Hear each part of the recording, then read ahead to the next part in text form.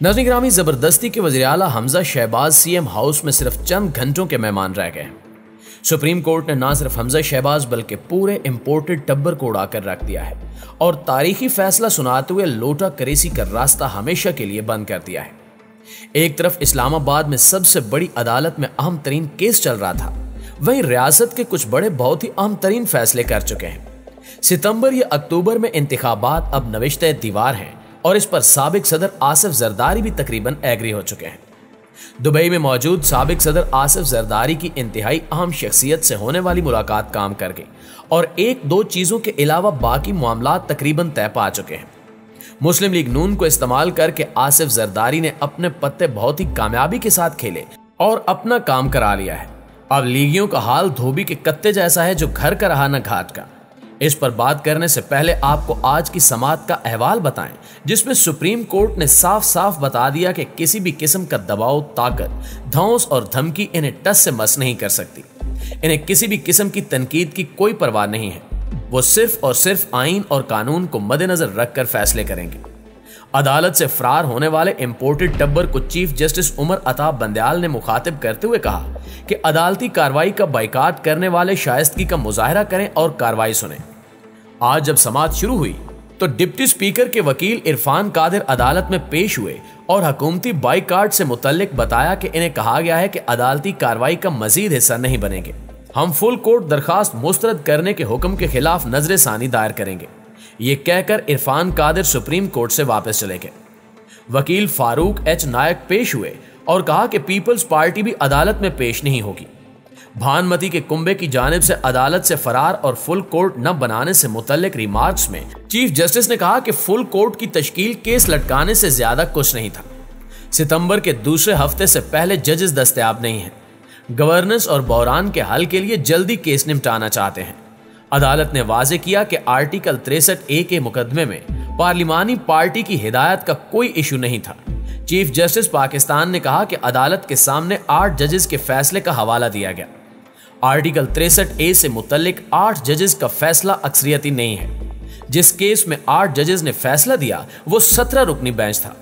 Full court bench की अक्सरियत ने पार्टी सरबराह की हिदायत देने से इत्तेफाक नहीं किया था। नाज़रीन गिरामी, दौरान समाअत चीफ जस्टिस उमर अता बंदयाल ने रिमार्क्स दिए कि हमने फैसला किया था कि मौजूदा केस में फुल कोर्ट बनाने की जरूरत नहीं है। क्या 17 में से 8 जजेस की राय की सुप्रीम कोर्ट पाबंद हो सकती है? चीफ जस्टिस ने परवेज इलाही के वकील अली जफर को हिदायत की कि कानूनी सवालात पर अदालत की मुआवनत करें या फिर दूसरा रास्ता यह है कि हम बेंच से अलग हो जाएं। अदालती बाइकाट करने वाले शाइस्तगी का मुजाहरा करें। बाइकाट कर दिया है तो अदालती कार्रवाई को सुने। दूसरे फरीक सुन रहे हैं लेकिन कार्रवाई में हिस्सा नहीं ले रहे। इस वक्त इनकी हैसियत ऐसे ही है जैसे अक़वाम मुत्तहिदा में मुबस्सिर ममालिक की होती है। चौधरी परवेज इलाही के वकील बैरिस्टर अली जफर ने सुप्रीम कोर्ट में खड़े खड़े ही भानुमति के कुंबे को उड़ाकर रख दिया। उन्होंने कहा कि 21वीं तरमीम के खिलाफ दरखास्तें 4/13 के तनासुब से खारिज हुई थी, यानी 13 रुकनी बेंच में से 4 जजेस ने सिर्फ हिमायत की थी, बल्कि बाकी उसके खिलाफ थे। चीफ जस्टिस ने पूछा कि क्या पार्लियामेंट्री पार्टी सरबराह से अलग है? इसके जवाब में अली जफर बोले कि पार्लिमानी जमात और पार्टी लीडर 2 अलग अलग चीजें हैं। जस्टिस एजाजुल एहसन ने इस्तफसार किया कि पार्लिमानी लीडर वाला लफ्ज कहां इस्तेमाल हुआ है। वकील अली जफर ने जवाब दिया कि सन 2002 में सियासी जमातों के कानून में पार्लिमानी पार्टी का जिक्र हुआ।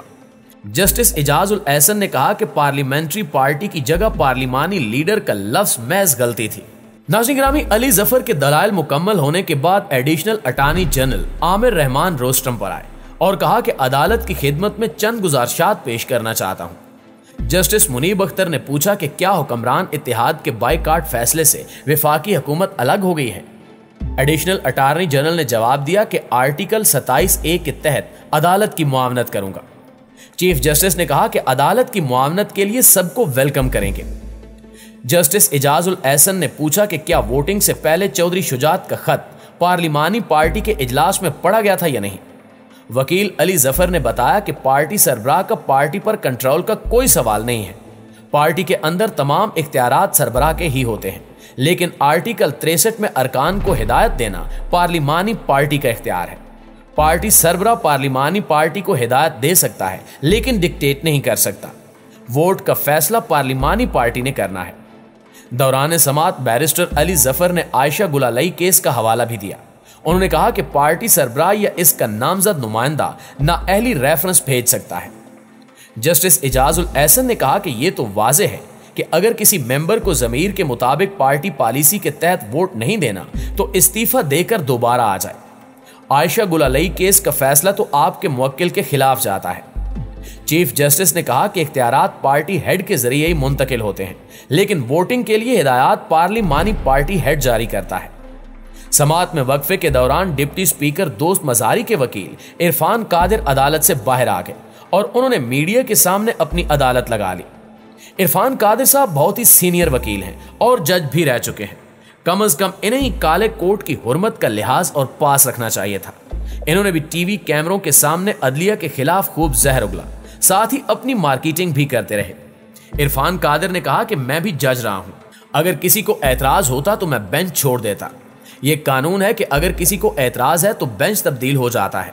अगर आपका केस ऐसे जज के सामने हो जहां लाखों लोग एतराज कर रहे हो तो हट जाना चाहिए।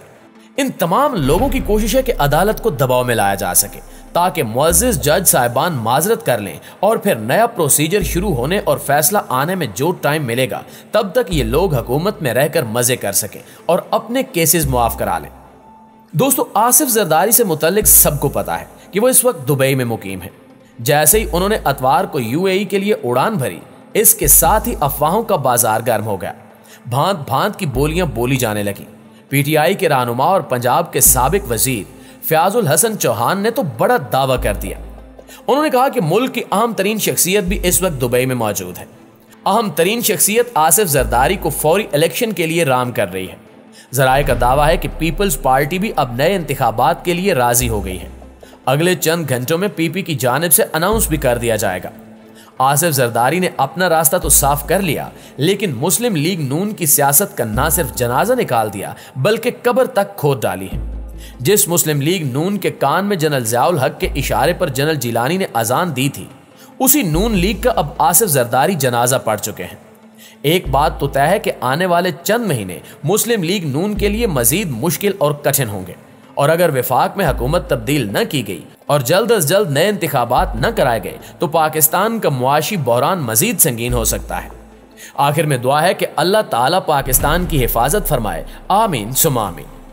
कि ये क्या हुआ कि जब से ये अदम एतमाद हुई है उसके बाद ये मुल्क के अंदर ये क्या तूफान आ गया। ये जो पीडीएम के लोग हैं ये सब कहते हैं कि जी देखें इमरान खान ने बारूदी सुरंगें छोड़ दी हैं कि जी IMF के से कोई इनके समझौते थे जिसकी वजह से ये कीमतें आसमानों पे चढ़ा दी हैं।